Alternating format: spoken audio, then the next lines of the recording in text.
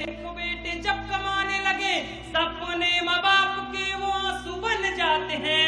कंधे पे पिता ने जिन बेटों को घुमाया कभी, वही बेटे आज कंधा देने में लजाते हैं। एक बार फिर से मैं आप सबों का अपने इस चैनल में स्वागत करता हूं, और जो मेरे इस चैनल पर नए हैं वो कृपया सब्सक्राइब कर ले, ताकि आपका मनोरंजन इसी तरह से आगे भी चलता रहे। तो दोस्तों, आज मैं एक उभरते हुए कवि को आपके सामने लेकर आया हूं, और आज की जो कविताएं हैं वो बड़े ही मार्मिक कविताएं हैं। तो दोस्तों, बिना देर किए हुए आइए हम अपनी इस वीडियो की तरफ बढ़ते हैं। ये आकाश से उतरते हुए टीवी चैनलों से किस तरह कुसंस्कार फैला है हमारे और आप सबके समाज में।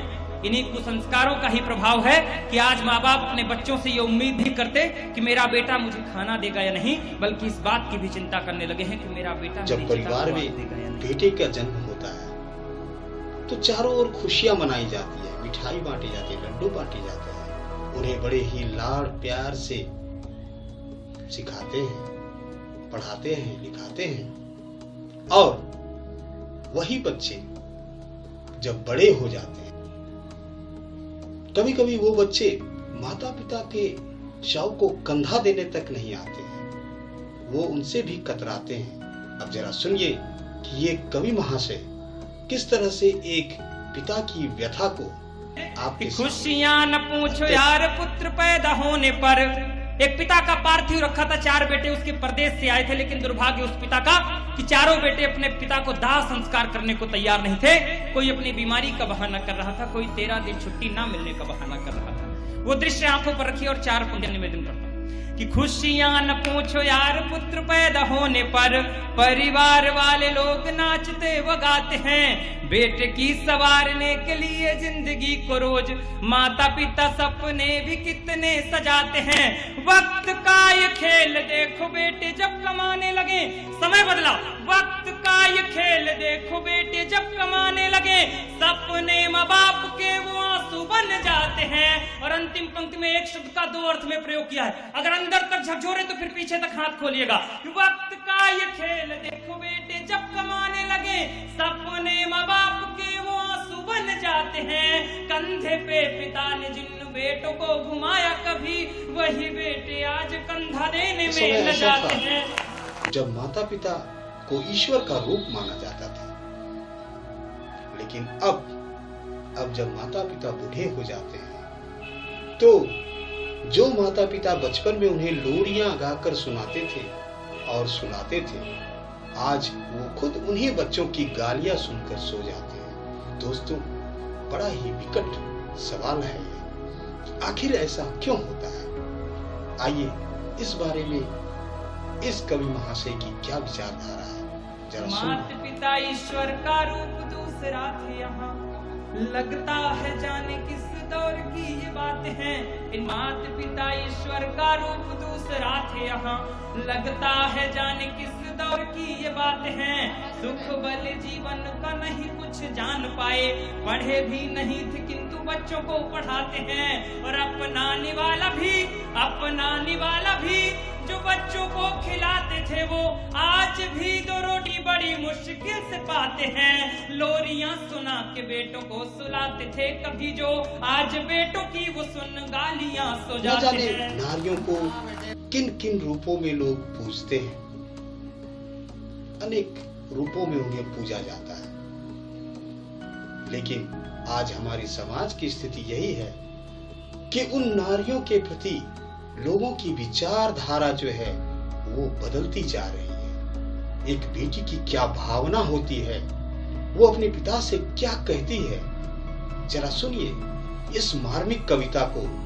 और मैं आपको चैलेंज करता हूं कि इस कविता को सुनने के बाद आप काफी मार्मिक हो उठेंगे और आप भी सोचने पर मजबूर हो। कल रात मैंने एक सपना सपना देखा, कल रात मैंने एक सपना देखा, सपने में कोई अपना देखा, एक अजनबी सी सूरत थी, देखने में बड़ी खूबसूरत थी। मैंने पूछा क्यों मौन हो तुम, मैंने पूछा क्यों मौन हो तुम, प्यारी ये तो बताओ कौन हो तुम। बोली अभी तक धरती ने मुझे जाना नहीं, बोली अभी तक धरती ने मुझे जाना नहीं। पापा क्या आपने भी मुझे पहचाना नहीं, पापा क्या आपने भी मुझे पहचाना नहीं। मैं बहुत ही जल्द किलकारी मारने वाली हूँ, मैं बहुत ही जल्द किलकारी मारने वाली हूँ। आपकी बेटी बनकर धरती में आने वाली हूँ, आपकी बेटी बनकर धरती में आने वाली हूँ। आंसू खुशी के छलकने लगे, आंसू खुशी के छलकने लगे। पिता पुत्री जब सपने में मिलने लगे, मैंने कहा कन्यादान। मैं उस बच्ची से क्या कह रहा था, मैंने कहा कन्यादान, कन्यादान महादान है, ये वेदों की शिक्षा थी। और किसी बेटी का पिता बनूं ये मेरी भी इच्छा थी, किसी बेटी का पिता बनूं ये मेरी भी इच्छा थी। इसलिए सारे दुख दारिद्रों को हर जाओ, बिटिया लक्ष्मी बनकर आ मेरे घर जाओ। तुम्हारे आने पर खुशियां मनाऊंगा, नाच गाना और जलसे कराऊंगा, तुमको कांधे पर बिठाऊंगा, पालने पर झूला झुलाऊंगा, उंगली पकड़कर स्कूल पढ़ने ले जाऊंगा, पढ़ा लिखा कर बड़ा अफसर बनाऊंगा। अरे आओ देखो तो बेटी मेरा देश कितना खूबसूरत है। दादा भाई मैं उस बच्ची को इस माटी का गुणगान सुना रहा था। मैंने कहा आओ देखो तो बेटी मेरा देश कितना खूबसूरत है, जहाँ हर बाला देवी की मूर्त है। अरे जब कोई अपने सत्कर्मों का फल पाता है तब वो इस धरा पर जन्म लेकर आता है। इतना सुनते ही कविता का यू टर्न मारिएगा, इतना सुनते ही उसकी सिस्कियां फूट पड़ी और वो गुस्से से मुझ पर टूट पड़ी।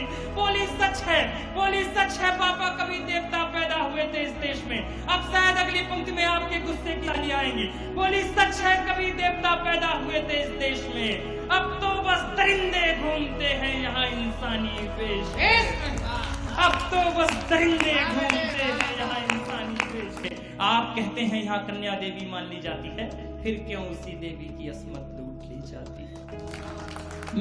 मैं जैसे ही अपने पैरों पर खड़ी हो जाऊंगी, और वो बुच्ची बच्ची मुझसे क्या कह रही थी, अंतिम 4-6 पंक्तियां संभालिएगा। मैं जैसे ही अपने पैरों पर खड़ी हो जाऊंगी, आपको पता भी नहीं चलेगा कब बड़ी हो जाऊंगी। पिता की पुत्री कभी बड़ी नहीं होती है। मैं जैसे ही अपने पैरों पर खड़ी हो जाऊंगी, आपको पता भी नहीं चलेगा कब बड़ी हो जाऊंगी। अरे आपका कलेजा तो उस वक्त दर्द से मचल जाएगा जब कोई भेड़िया आपकी खिलखिलाती कली को कुचल जाएगा, और आप उस भयानक दर्द को फिर सह नहीं पाएंगे, और उस घटना के बाद समाज में इज्जत से रह नहीं पाएंगे। इसलिए क्षमा कर देना। हम सब रोज बिटिया मांगते हैं उस परमात्मा से, लेकिन उस बच्ची का दर्द, इसलिए क्षमा कर देना। हे पिता क्षमा कर देना।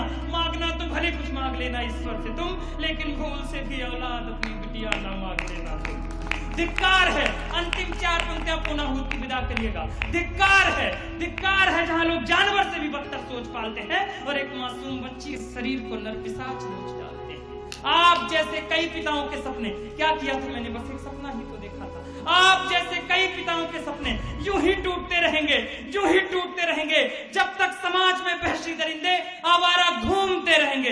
बहुत बहुत शुक्रिया। तो दोस्तों, कैसी आप लोगों को ये वीडियो पसंद आया हो तो लाइक और सब्सक्राइब करना ना भूलें, और यदि आप मेरे चैनल पर नए हैं तो सब्सक्राइब तो अवश्य कर लें। धन्यवाद।